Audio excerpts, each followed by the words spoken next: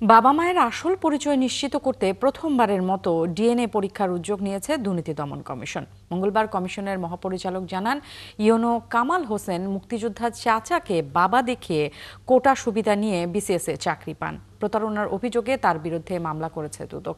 Jameson মাহবুবের প্রতিবেদন। DNA পরীক্ষা করে বাবা মায়ের পরিচয় নিশ্চিত হতে চায় দুর্নীতি দমন কমিশন।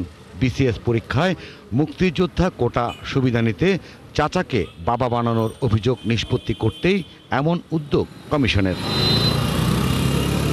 কামাল হোসেন নামের ওই ব্যক্তি এমনটাই করেছেন বিশ্ববিদ্যালয় ভর্তি পরীক্ষাতেও।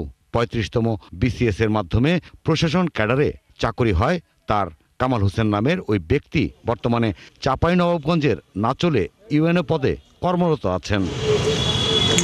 এই ঘটনায় গত বছরই মামলা করে দুদক। এবার কামালের পরিচয় নিশ্চিত হতে ডিএনএ পরীক্ষার উদ্যোগ সংস্থাটির। মুক্তিযুদ্ধের কোটায় বিশ্ববিদ্যালয়ে ভর্তি এবং চাকরি লাভ সহ বিভিন্ন সুযোগ সুবিধা ভোগের উদ্দেশ্যে জন্মদাতা পিতার মাতার পরিচয় গোপন করে আপন চাচা বীর মুক্তিযোদ্ধা মোহাম্মদ আহসান হাবিব এবং চাচি মোসাম্মদ সানোয়ারা খাতুনকেই পিতামাতা সাজিয়ে তিনি চাকরি গ্রহণ করেছিলেন। তদন্তকারী কর্মকর্তা প্রকৃত পিতামাতার পরিচয় নির্ধারণের জন্য ডিএনএ টেস্টের জন্য আবেদন করেছিলেন। কমিশন কর্তৃক সে আবেদন বিবেচনা করা হয়েছে এবং বিজ্ঞ আদালতের অনুমতি সাপেক্ষে আসামি মোহাম্মদ কামাল হোসেন সহ তার প্রকৃত পিতামাতা ও তার চাচা চাচির ডিএনএ টেস্ট করার সিদ্ধান্ত গৃহীত হয়েছে।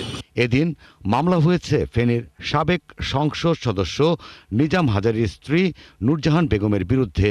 অভিযোগ, ৪৫ কোটি ৩৪ লাখ টাকা অবৈধ সম্পদ ও ৪৩ কোটি টাকারও বেশি সন্দেহজনক লেনদেনের। ফার্স্ট সিকিউরিটি ইসলামী ব্যাংক পিএলসি ফেনী শাখা চলতি হিসাব নম্বরে ৪৩ কোটি ৩১ লক্ষ টাকারও বেশি সন্দেহজনক লেনদেন করার অপরাধ অনুসন্ধানকালে প্রমাণিত হয়েছে।